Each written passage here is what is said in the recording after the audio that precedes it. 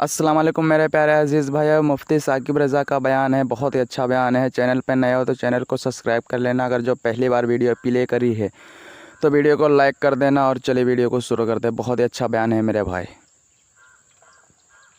چاند کی گردش سے اور اس کی منازل سے حضرت انسان کو کچھ سمجھایا جا رہا ہے کہ جب تو پیدا ہوا تھا تو چاند کی طرح سارا زمانہ تیرا منہ دیکھنے آیا تھا، تو بھی اس وقت لوگوں کی توجہ کا مرکز بن گیا تھا، اور پھر منازل طے کرتا رہا، اور جوانی کی دہلیز پہ جب تم نے قدم رکھا اور تو بدر تمام ہوا، جب شباب کی بجلیاں تیری آنکھوں سے ٹپکنے لگی، تو پھر تیری نظر کا خمار بھی کئیوں کے دل لوٹتا تھا، کئیوں کی نیندیں اچاٹ کر دیتا تھا۔ جس طرح چاند جب جوبن پہ ہو تو چکور کا دل لرزتا ہے، اور سمندر میں جوار بھاٹا پیدا ہو جاتا ہے، لہریں اٹھتی ہیں، طوفان پیدا ہوتے ہیں، تو جب بندہ بھی جوانی کی دہلیز پہ ہوتا ہے تو وہ بھی طوفان اٹھاتا ہے، دلوں میں جوار بھاٹے پیدا ہوتے ہیں۔ تو وہ لمحے بھی آئے کہ تو نے دلوں کی بستیاں اور دلوں کی دنیا پر ہلچل پیدا کر کے رکھ دی۔ تیرا شباب لوگوں کی زندگیوں کے اندر گھلتا رہا، اور کتنوں کی نیندیں اچاٹ ہوتی رہیں، تیری زلف کے شکن کتنوں کا قرار لوٹ کے لے گئے۔ لیکن پھر وہ لمحہ بھی آیا، حتی آدھا کل ارجون القدیم، پھر بوڑھا ہو گیا، پھر تجھے کوئی دیکھنے بھی نہیں آتا، کوئی تجھ سے اداس بھی نہیں ہوتا، بچے بھی کترا کے گزر جاتے ہیں۔ کہا انسان ذرا چاند کی منزلوں کو دیکھ، یہی چاند کتنا پیارا تھا، اور آج اسی چاند کو کوئی دیکھتا بھی نہیں ہے۔ بچہ جب پیدا ہوتا ہے تو اس کی مسکراہٹ دل کھینچتی ہے، اور جب بوڑھا مسکراتا ہے تو اس وقت جو ہے لوگوں کی توجہ نہیں ہوتی۔ بچے کی زبان جو ہے وہ اڑ اڑ کے جب بولتا ہے تو اس کی توتلی زبان کا حسن دلوں میں نکھار پیدا کرتا ہے۔ ماں بھی بلہاری جاتی ہے، باپ بھی صدقے جاتا ہے، بہنیں بھی جو ہے وہ قربان جاتی ہیں۔ تو بچے کا ٹوٹا لہجہ اور توتلی زبان خوشیوں کی ایک لہر ہوتی ہے، لیکن جب بڑھاپے میں فالج کی وجہ سے زبان میں لکنت آ جائے، اب توتلا پن پیدا ہو جائے، اب زبان اٹکنے لگے، تو بچے بھی مذاق اڑاتے ہیں۔ ایک لمحہ وہ تھا کہ زبان توتلی تھی تو حسن تھا، آج لمحہ وہ گیا کہ حتی آدھا کل ارجون القدیم، کھجور کی ٹہنی سے جب پھل توڑ لیا جائے، اب اس ٹہنی کو کون پوچھتا ہے؟ جب تک پھل آیا نہیں تھا وہ ٹہنی اچھی لگتی تھی، مالی سنبھال کے رکھتا تھا، جڑوں کو بھی پانی دیتا تھا، اور خیال کرتا تھا کہ کوئی ایسا نقصان نہ ہو کہ یہ پودا جو ہے وہ مرجھا جائے۔ پھر جوبن پہ آیا، اور جب کھجوریں لگیں تو اس نے پھر رسیاں بھی باندھی اور کھجوروں کو سنبھالنے کے لیے سب کچھ کیا۔ پھر جس دن اس نے اس ڈال سے پھل کاٹ لیا، اب وہ کھجور اجڑ گئی، اب اس کی وہ ٹہنی بے توقیر ہو گئی۔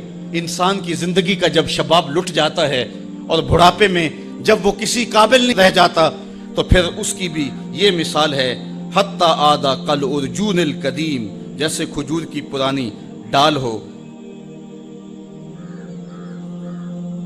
اپنی نظر اور شرمگاہ کی حفاظت کریں۔ اس دور کا سب سے بڑا فتنہ یہ ہے کہ نگاہیں پاک نہیں رہی، نگاہیں غلیظ اور گندی ہو گئی، شرمگاہوں میں وہ تقدس نہیں رہا ہے۔ حضور علیہ السلام نے ارشاد فرمایا، من زنا زنیا بہی ولو بہی تانے دارے ہی، جس شخص نے زنا کیا یہ عمل اس کے گھر بھی لوٹے گا، اگرچہ اونچی اونچی دیواریں کیوں نہیں کر دیتا۔ یہ مکافات عمل ہے۔ گندم از گندم بروئے جو ز جو، از مکافات عمل غافل مشو۔ گندم بو گے تو گندم کاٹو گے، جو بو گے تو جو کاٹو گے۔ نظر کو تقدس دو، نظر کو پاکیزگی دو۔ حضرت لقمان حکیم کہتے ہیں کہ میں کئی نبیوں سے ملا ہوں، کئی نبیوں سے ملاقات کی ہے، اور میں ان سے 2 4 باتیں جمع کی ہیں، اور ان ساری باتوں کو میں نے جمع کر کے 100 باتیں جمع کی ہیں، اور ان کا پھر میں نے خلاصہ تیار کیا ہے۔ ان میں 8 باتیں الگ کی ہیں۔ ان 8 باتوں میں ایک بات یہ ہے، جب کسی کے گھر جاؤ تو نظر کو حفاظت میں رکھو۔ جس شخص کے مہمان بنو، جس کے گھر جاؤ، تمہاری نظر نہ بھٹکنے پائے۔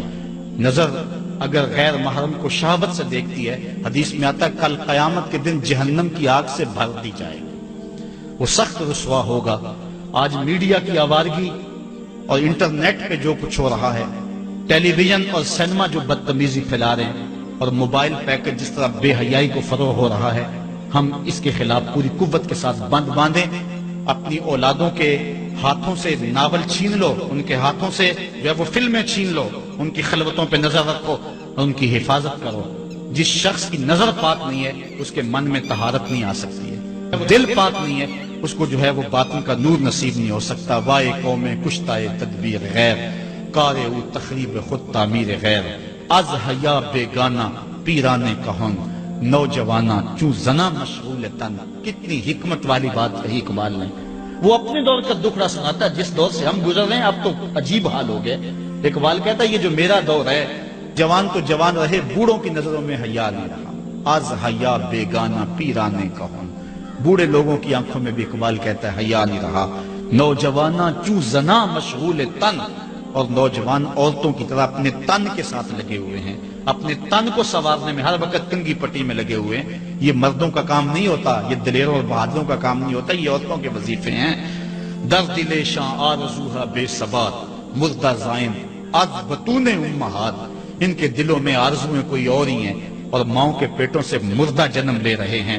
دخترانے او بزلف خود اسیر، شوخ چشموں خود نماؤ خردہ گیر۔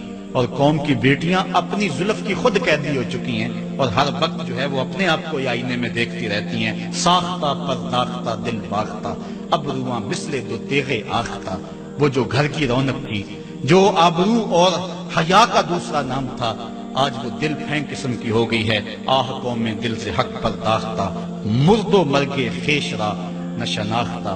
اقبال کہتا ہائے کون کہ جو مر گئی اور اسے ابھی تک پتہ ہی نہیں چلا کہ میں مر چکی ہوں اور جینے کا سامان نہیں کرتی۔ حضور نے فرمایا ہر دین کی کوئی پہچان ہوتی ہے، میرے دین کی پہچان حیا ہے، اگر حیا نہیں ہے تو دین ہی نہیں ہے۔